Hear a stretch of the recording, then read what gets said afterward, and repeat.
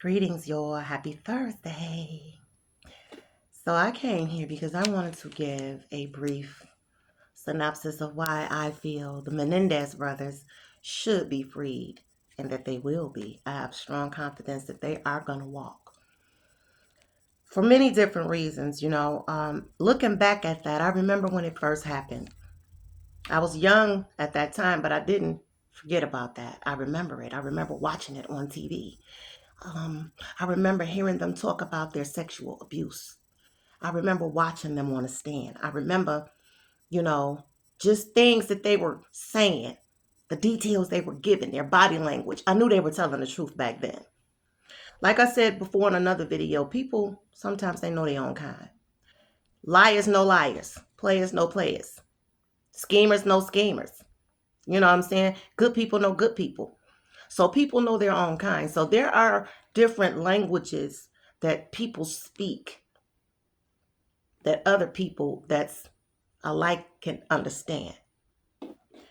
So in my observation, just being a person of melanin, speaking from my perspectives and my experiences, America is supposed to be a place to where it creates healthy systems of family. It's supposed to be a place of justice, but that is far from what America has done to many communities and families. America has created a lot of victims. And America has also protected a lot of hardcore criminals through biased means of a prosperous image and of power or people of authority. They've given these people images that's damn near infallible to the public's eye. They create an illusion for people to see these people in a way that's biased. For instance, the case back in, I want to say 2019, his name was Anthony Joseph Template. He was 17 years old when he shot his father because his father was abusive, and his father had not even sexually abused him, but he was just mentally, physically, and emotional and verbally abusive to him. And he spent, I want to say, 6 months in prison, and he got out. Now, let's just flip those roles. This was 2019. So let's just flip those roles. They tried to say that Eric and Lyle killed their parents because of money. Let me tell you the logic in that from my perspective. You don't shoot your parents 15 to 17 times because you need their money at 18 and 22. That's not a crime of I need your money. That's not let's just get rid of our parents. That is a crime of passion. That was personal. That was a build up of something that just couldn't any longer deal with the pressure. That was a relief.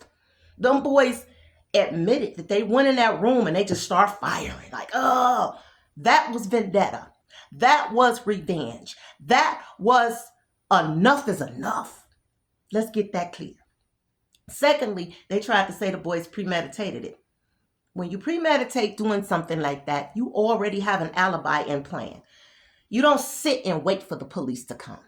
And then when you realize they're not coming, then it's just like, okay, well, what are we going to tell them? What are we going to do? And then you just kind of like wing it. That's not premeditated. That's not a premeditated murder. That's not even how it works. They didn't even have a real alibi. They had to create one as they went along.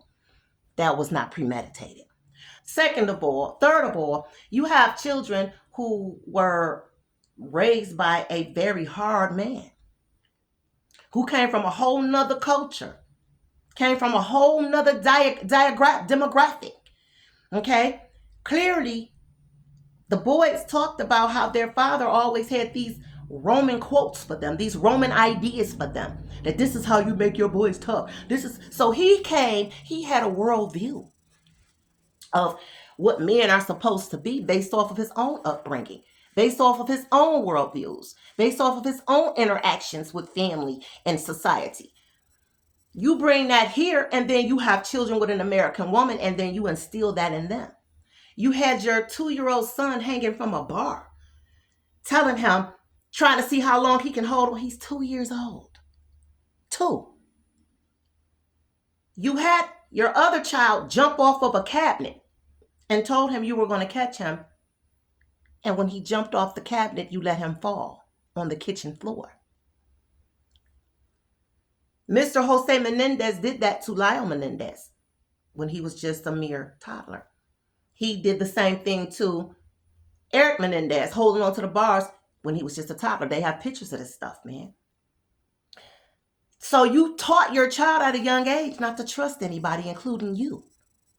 Mr. Jose told your child to jump. He jumped. You didn't do what you said you were going to do. Your analogy behind that was never trust anybody. What is that doing to a child mental? What is that doing to a child psychological? We already know that the most critical time that for children is from birth to age 5.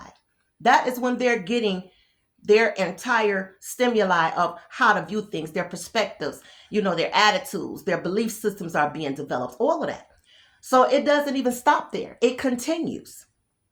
As this child turned 8 years old, now you're making sexual. He doesn't even know his own body yet. And here it is, you're helping him discover it in a way to where it's male to male genitals.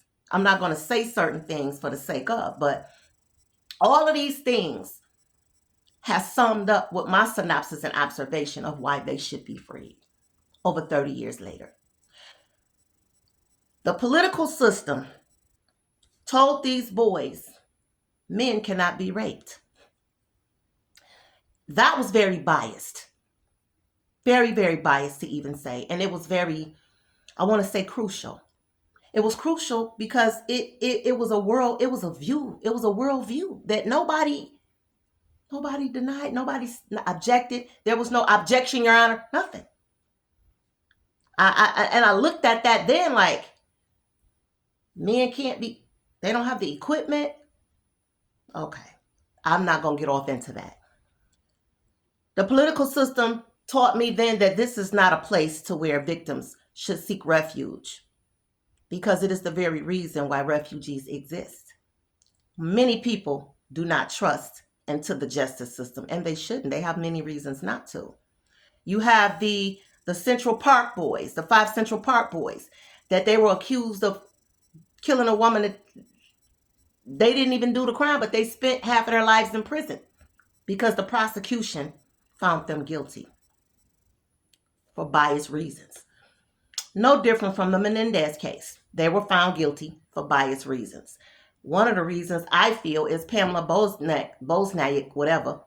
She had a problem with them and the mother. She felt like she had to get justice for the mother. She didn't give a damn about the father.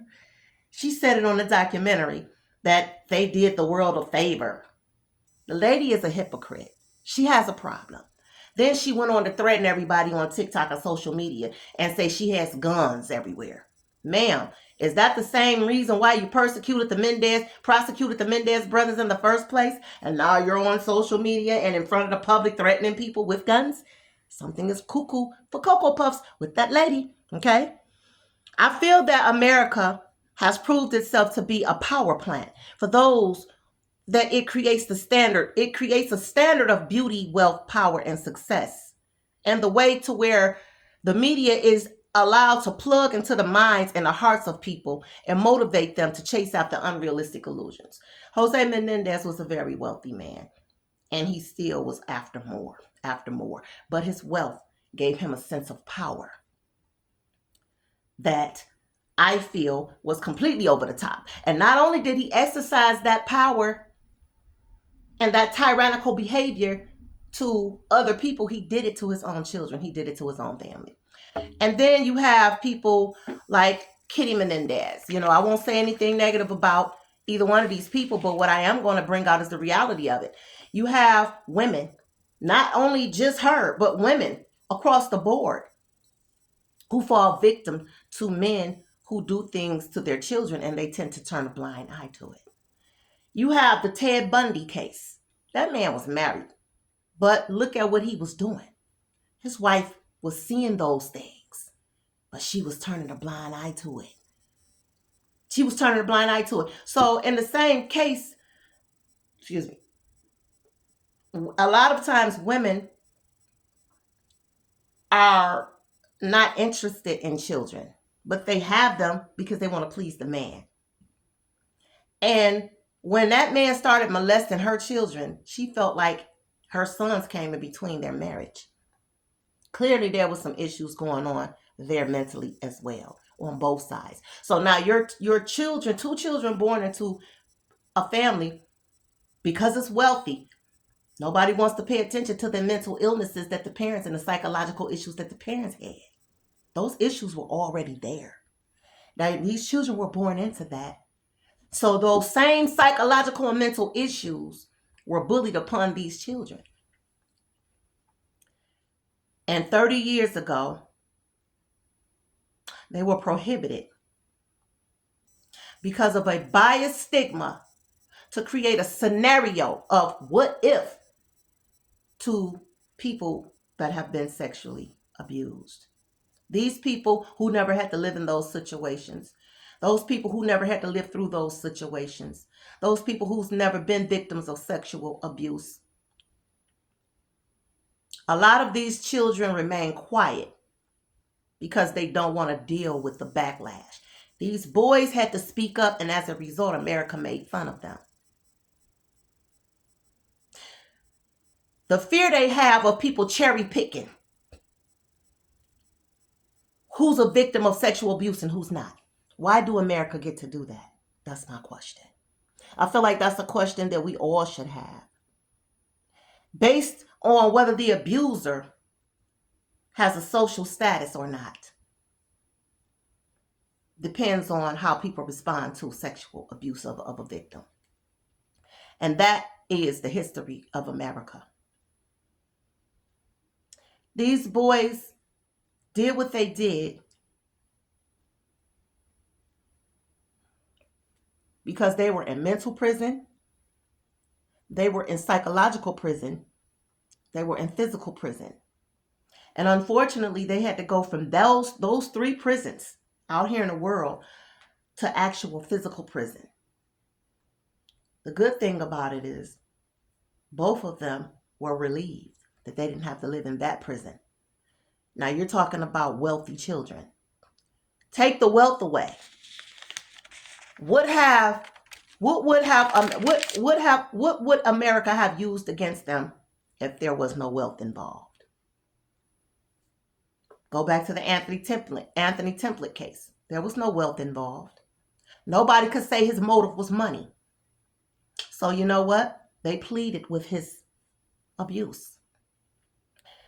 And I'm not going to ever try to compare abuse because abuse is abuse. But he wasn't sexually abused. These boys were sexually abused, mentally, physically, and verbally abused. And they got trashed, kicked to the curb like they were nothing because the system not only wanted their money, they didn't want them to have their money. And then you have a biased woman in court saying men can't be raped because she got some sick vendetta against the boys because she doesn't clearly, in my observation, like men. And she felt like for some reason she needed to fight for the mother. All she cared about was that mother in the case. She didn't care about the boys. She didn't care about... That's why it was personal to her from my observation, from what I saw. Because she had a problem with what happened to the mother. Well, the mother didn't protect the children. She became a collaborator in the abuse. You didn't protect your children. You went along with the abuse. Okay? These boys were telling their story and they had a lot of episodic memory. And for those who don't know what episodic memory is, it's associated with semantic memory, where a person can remember details based off of their experiences or their traumas. The details those boys gave, they remembered tones of voices from their parents during the time of trauma. They remembered certain objects. They were able to give very good, valid, and descriptions of movements that their father made them do. They remember the feeling that they had behind the acts of sexual abuse that they endured from their mom, from their father. They remember the humiliation from when their mother was checking their genitals. And all these people had their children under surveillance 24/7, tapping their phones, putting cameras here. And who is going to... And the people talking about, why you didn't run away? You could have left. You could have did this. That what if syndrome. to sexual assaulted victims. This is how America failed them. This is how the justice system failed them. There is no what if scenarios when you are being psychologically and mentally abused in that manner. There is no what if. There is only a this is. There's a what is. There's no what ifs. You cannot tell me what I should have done at the time I'm giving birth, and you've never even been pregnant. You don't even have that experience. You don't have that right. So their memory will let you know when they're telling the truth. Because a person who's lying can't give you those details because they've never experienced it. It takes experience to be able to speak on things in that much detail. So in that manner, yes, Lyle had implicit memory of his father's adaptive behavior, and this is why he was able to show no emotion, because his father was emotionless. He learned from watching his father. These children adapted to a certain psychological mindset. So for people to be throwing all these what ifs and what you should have done, what you could have done, everybody need to just be quiet when it comes to that. That's harsh, it's negative, and it's unnecessary, and you don't have the right to tell a sexually abused victim what they should have done at the time they're being traumatized by a parent on top of that. Period. These boys weren't even mentally developed enough to even understand what was going on with them at the time this stuff was happening. And then poor Eric, I worry about him. This is a child who started to accept his abuse because it was the only time his father was affectionate to him or nice to him. Imagine that.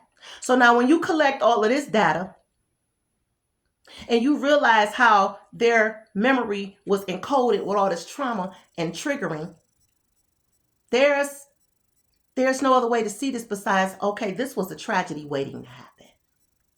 This was a tragedy. It was only a matter of time. This was a tragedy waiting to happen. Those boys were telling the truth. When you collect all the data, and this is why I'm confident that they are going to walk and that they deserve to walk. And this is my analysis of the Menendez Brothers case, why I feel they should be freed. Enjoy the rest of your week.